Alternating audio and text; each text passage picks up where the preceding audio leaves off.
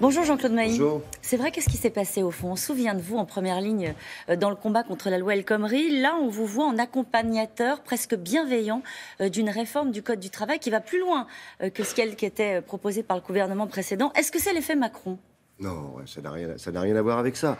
Je ne suis pas accompagnateur d'une réforme, c'est pas du tout l'objet. On est dans un contexte complètement différent.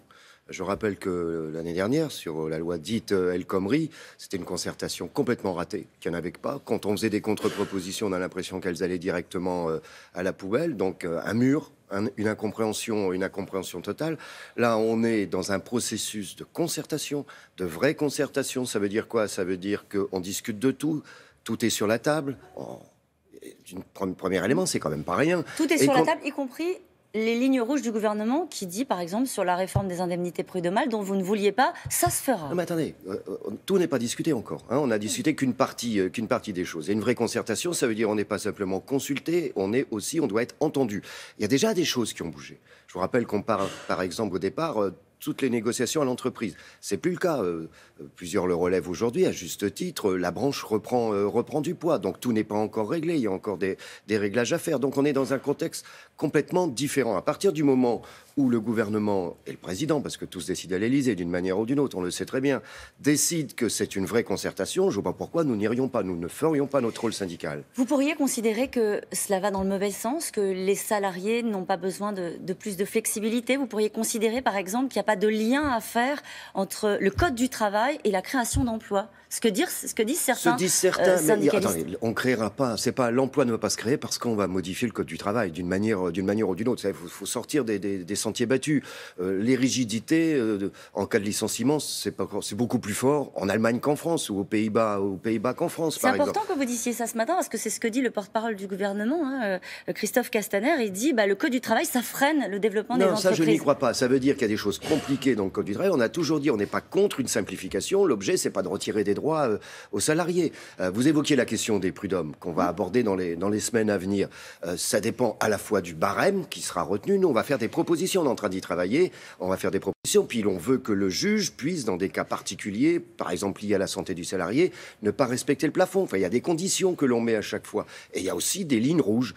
Une des lignes rouges, c'était de tout envoyer à l'entreprise. Ça, c'est pas le cas. Visiblement, c'est pas le cas. Et il y a d'autres points. Je vais prendre un autre exemple. On avait bloqué l'année dernière et qui apparemment revient sur le tapis. Une multinationale sait très bien mettre en difficulté une filiale française, la sécher, et puis après, on ferme. Aujourd'hui, on tient compte de la situation financière du groupe. Demain, si c'est au niveau national, il y aura un problème. Ça, on est opposé à ce genre de choses. Donc, tout n'est pas réglé. Mais ça, vous savez, la loi d'habilitation, c'est comme quand vous allez au resto. Vous avez une carte avec plein de plats. Entrée, plats, etc. Vous n'êtes pas obligé de tout manger, mais vous ne pouvez pas manger ce qui n'est pas la carte. C'est un peu ça. Ça ne veut pas dire que tout ce qui est dans le menu sera aussi opérationnel à la fin. Mais ça vient d'où, cette positive attitude de la part de FO? Moi, c'est du pragmatisme. C'est tout simplement du pragmatisme. Moi, je considère que j'ai pas changé. Mais si vous avez un interlocuteur qui joue le jeu, vous jouez le jeu. Si l'interlocuteur vous écoute pas, vous lui fermez la porte au nez. Voilà, c'est aussi simple que ça. On vous retrouve côte à côte avec la CFDT, dont on disait lors du dernier quinquennat que c'était l'allié du gouvernement, syndicat réformiste, raisonnable. Et puis vous étiez, vous, du côté de la CGT, avec un discours un peu plus ferme vis-à-vis de la loi travail et vis-à-vis du gouvernement de François Hollande. Parce que le contexte a complètement changé. Moi, je ne suis pas d'accord pour dire aujourd'hui. Peut-être que dans un mois, les choses seront différentes, parce qu'on juge sur les actes, parce que c'est une loi travail XXL. J'avais dit ça, on refuserait une loi travail XXL. Ça n'en prend pas le chemin. Maintenant, on verra à la fin. Quand je dis à la fin, c'est quoi le texte le plus important pour nous? Ça va être les ordonnances. Le texte précis des ordonnances, c'est là où on verra bien. Vous avez malgré tout accepté certains sujets qui étaient considérés comme des lignes rouges sur le principe même. On parlait du sujet de la barémisation, l'encadrement, c'est selon des indemnités au prud'homme. Ça, c'est un sujet sur lequel Emmanuel Macron, il ne vous laisse pas le choix. Alors, vous pouvez discuter, peut-être concerter à la marge. Non, mais attendez, à partir du moment où si c'était, on n'en est pas là, si c'était, on met un plafond qui est bas et puis basta, il n'y a plus rien d'autre, c'est non, je le dis tout de suite. Voilà. Bon, maintenant, on demande aussi, dès la première réunion, on a demandé une augmentation de l'indemnité légale, plancher de licenciement. Bon, pour moi, on n'a pas de réponse. Donc, on peut mettre des conditions qui rendent la chose tout à fait différente. Vous acceptez, par exemple, de parler de sujets comme le contrat CDI de projet? Ça, c'est des choses, vous dites, allez, on peut concerter. Non, je vous rappelle qu'au début, c'était open bar pour les entreprises.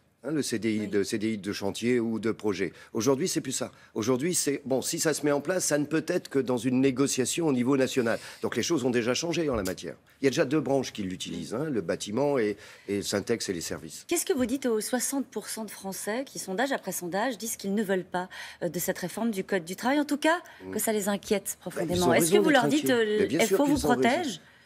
Oui, ça, c'est le rôle du syndicat. Ouais. Maintenant, ils ont raison d'être inquiets. Qu'est-ce que je ressens? Moi, je ressens beaucoup d'attentisme, ça c'est vrai, de l'inquiétude.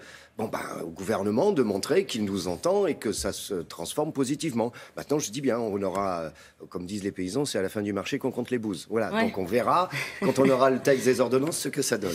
Un mot sur le climat social qui est en lien avec ce qu'on vient d'évoquer ensemble, sur cette colère des Français, et sur cette abstention qu'on a vue lors des dernières élections législatives. Laurent Berger dit, c'est une poudrière. Le climat est très tendu. Il a raison.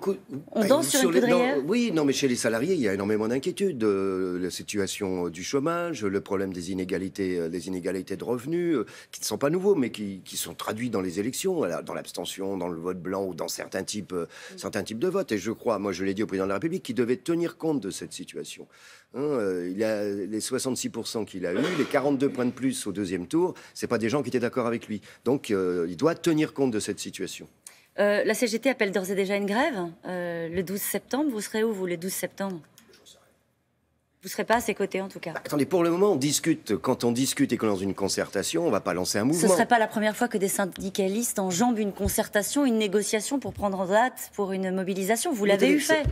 Oui, mais pas dans le cas présent. Dans le cas présent, attendez, quand vous êtes en train de concerter, quand vous arrivez à obtenir des choses, on laisse dérouler la négociation. Si ça ne va pas, on verra. Il sera toujours temps de décider autre chose. Visiblement, vous êtes séduit par la méthode, en tout cas, Emmanuel Macron, en termes de concertation sociale. C'est ce que vous venez de nous expliquer. Quand il explique qu'il va faire un discours devant le Congrès avant son Premier ministre, quand il dit par exemple qu'il ne fera pas d'interview du 14 juillet, donc il n'y aura pas de contradicteur face au président de la République, est-ce que vous dites c'est une maîtrise totale de l'exercice des responsabilités, de la communication, ou est-ce que vous dites c'est quand même une dérive, une tentation monarchique qui vous inquiète? Et on se souvient que Laurent Berger avait dit, Monsieur le Président, partagez le pouvoir. Il est peut-être centralisateur, ça c'est fort possible. Maintenant, attendez, pour le moment, il est président de la République, il a une majorité à l'Assemblée nationale, c'est pas le cas dans les régions, c'est pas le cas dans les départements, c'est pas le cas au Sénat. Alors, il y a eu une période en 2012 où... quand c'était François Hollande, le Parti socialiste était majoritaire partout. On n'en est pas là aujourd'hui. Mais enfin, c'est Jean Caillé qui dit la France c'est une monarchie sans culottiste. C'est pas faux. C'est pas faux. Merci beaucoup, Jean-Claude Mailly. C'est à vous, William.